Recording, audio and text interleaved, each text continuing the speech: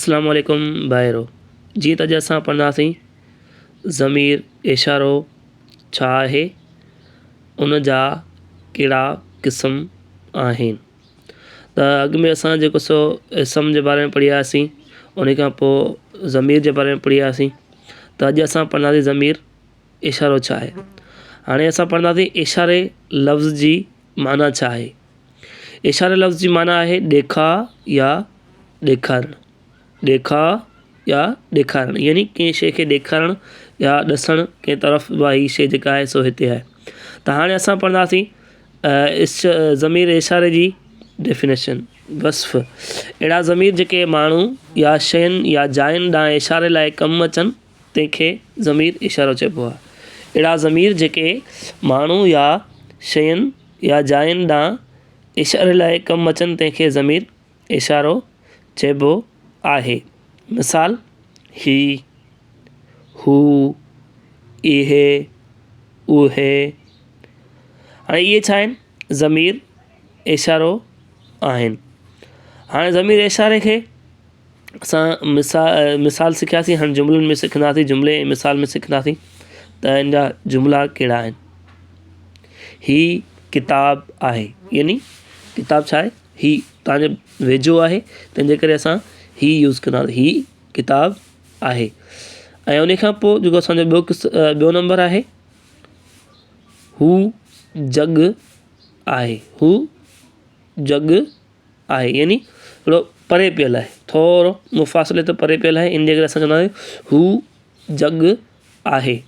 ईअं ई असां हाणे टियों क़िस्म पढ़ंदासीं त ही माण्हू आहिनि, ही माण्हू आहिनि, यानी ही माण्हू हिकिड़ो न आहे, जाम आहिनि, यानी गॾिड़े मिड़ाके में वेठा आहिनि त ही माण्हू आहे।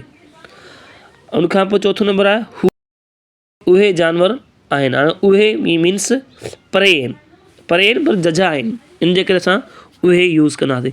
त इहे छा हुआ, ज़मीर इशारो। हाणे ज़मीर इशारे जा ॿ क़िस्म आहिनि, हिकिड़ो ज़मीर इशारो क़रीब हूंदो आहे, ॿियो ज़मीर इशारो बईद हूंदो आहे। हाणे असां पढ़ंदासीं ज़मीर इशारो क़रीब छा आहे, ज़मीर इशारो बईद छा आहे। त असां पहिरीं जो डेफिनेशन पढ़ंदासीं, ज़मीर इशारो क़रीब छा आहे। त असां पढ़ंदासीं क़रीब लफ़्ज़ जी माना छा आहे। क़रीब लफ़्ज़ जी माना आहे वेझो या भरिसां। क़रीब, क़रीब माना वेझो या भरिसां, का बि शइ यानी पासे में हुजे, भरिसां हुजे त उनखे असां क़रीब चवंदासीं। अहिड़ा ज़मीर जेके कंहिं बि वेझी शइ खे ॾेखारीनि त उनखे ज़मीर इशारो क़रीब चइबो आहे। अहिड़ा ज़मीर जेके कंहिं बि वेझी शइ खे ॾेखारीनि त उनखे ज़मीर इशारो क़रीब चइबो आहे, यानी जेका वेझी शइ हुजे। हाणे असां मिसाल ही, इहे, ही, इहे, इहे छा आहिनि, ॿई ज़मीर इशारो क़रीब आहिनि।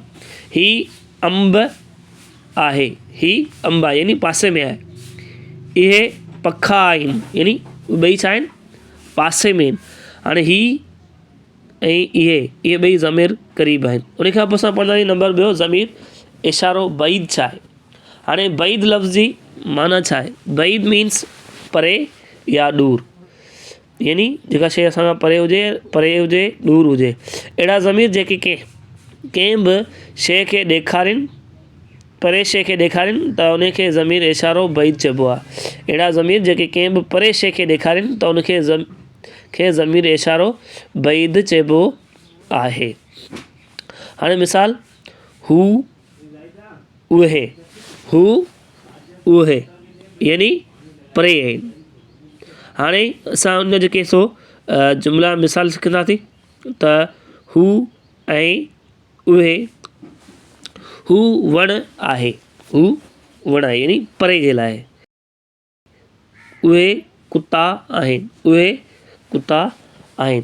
त इहे असां जेको सो ज़मीर इशारो क़रीब ऐं ज़मीर इशारो बईद सिखियासीं। हाणे इन में हिकिड़ा वाहिद ऐं जमे लाइ हूंदा आहिनि, इनमें हिकु वाहिद ऐं जमे लाइ हूंदा आहिनि। त असां पहिरीं पढ़ंदासीं वाहिद लाइ कहिड़ा हूंदा आहिनि।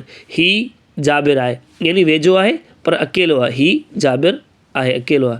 हू अलीज़ा आहे, यानी हू माना परे आहे पर अकेली आहे, त उनजे लाइ। हाणे जमे लाइ ही छोकिरा आहिनि, यानी वेझा आहिनि, ज़मीर क़रीब आहिनि पर छोकिरा आहिनि।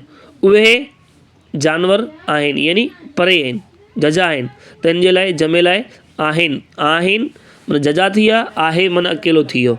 त हाणे उनखे मश्क जेका आहे इहे हल करे तव्हां लाज़मी जेको सो कमेंट्स में ॿुधाइजो त तव्हांखे सम्झ में आयो।